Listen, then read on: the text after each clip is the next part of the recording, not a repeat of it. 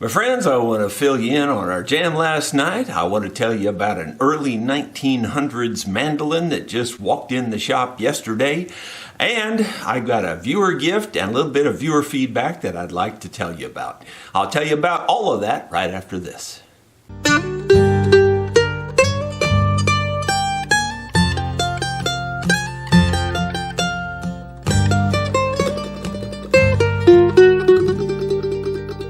Hello, my friends. Jerry Rosa here in the Rosa Stringworks Workshop. It is Wednesday, October 26th. Barely anything left of October at this point. Nothing left but the ghosts and goblins that are coming on the 31st. So get ready. As a kid, I loved Halloween. I thought that was such a fun time.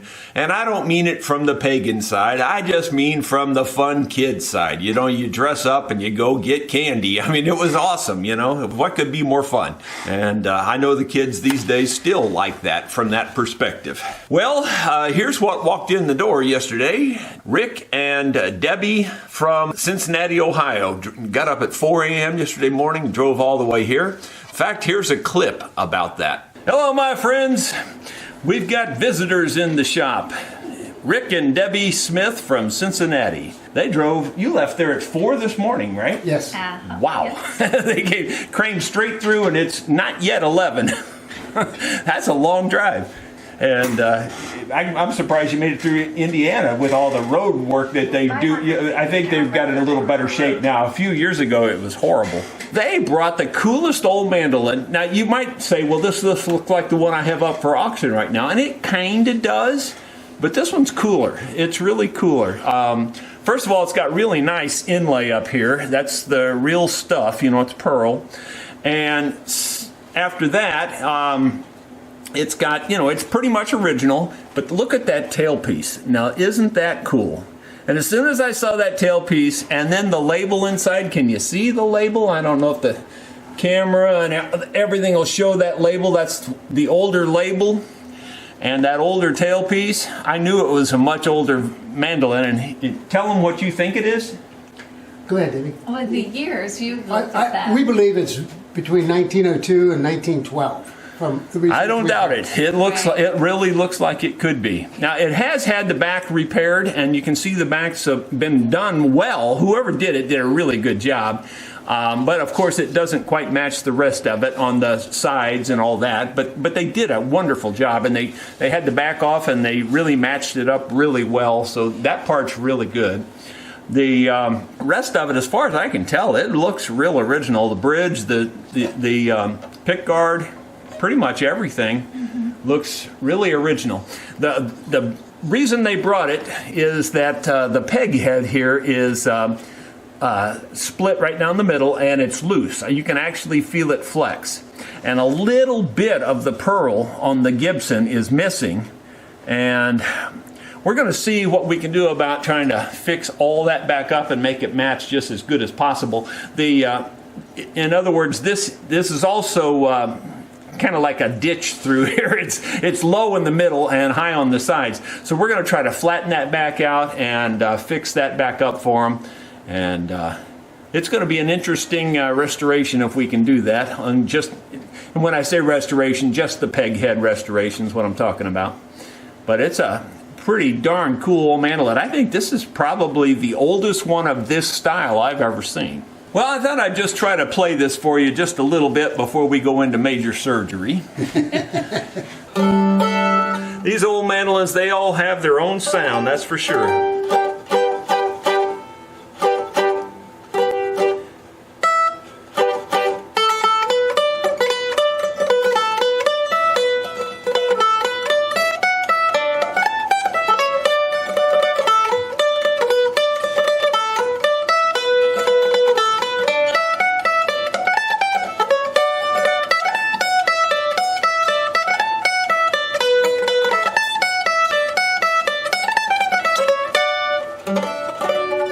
See what it sounds like on a waltz.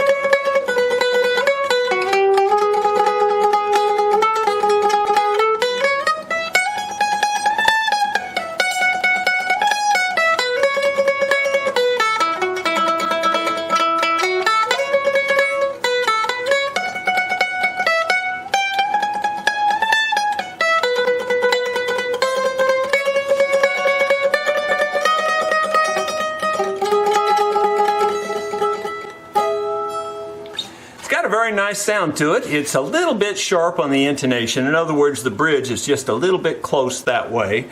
And you can see that the bridge has been moved back a little bit, but it needs to come back a little bit more. And the only problem with that is if there's enough of this little pin sticking through the hole here. In other words, there's a pin holding this pick guard on going through the bridge. So when you slide this back, that pin still needs to be long enough to hold the bridge, you know. So these are a little tricky setup, but it's pretty cool.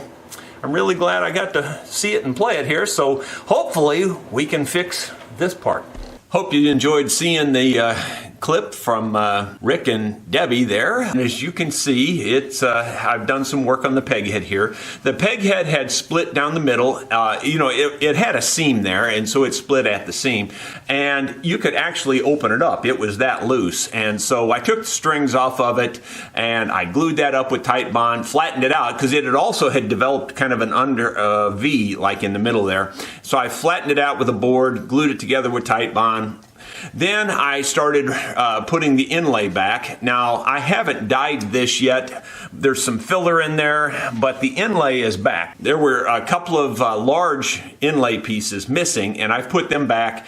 And you will see a full video on how I did all that down the road. You know, I'm basically doing that while they wait. They're up in our rental apartment this morning, and they attended our show last night at the restaurant also. And I think they had a good time. It was a real fun jam last night. We were practicing all gospel music because we have a gospel show this coming Sunday evening at the Macedonia Baptist Church north of Rolla, right on 63 there. If you are in the area or you can make it down for that, I would sure appreciate you coming by and stopping in for that show. So Sunday evening, 6 o'clock at the Macedonia Baptist Church. We're going to have a good time. I got some feedback from a couple of viewers. I thought I'd show you that or tell you about that first.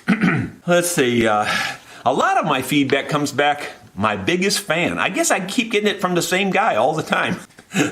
No, I appreciate that. Lots of folks say that, and it's very nice to hear that, they're my biggest fan. Well, that's really nice to hear. It's very humbling, actually. And Richie Stanfill is the one that sent me this note. He says, "Hi, Jerry. Hope you and your family are doing well. I cannot tell you how much I enjoy your videos. I watch you 24/7 and try to remember to hit the like every video. You have taught me so much. Can't thank you enough. If I could say one thing about you, it is this.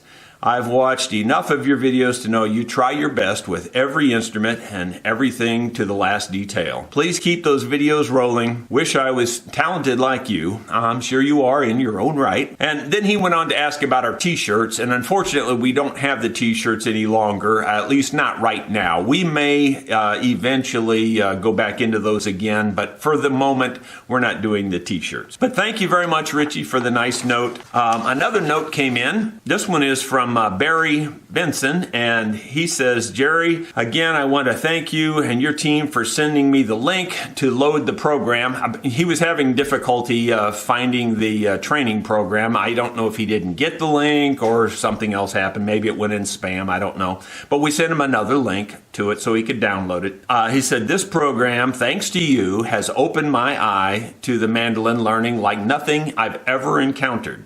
Your teaching is excellent. You make it so simple and enjoyable for us old people.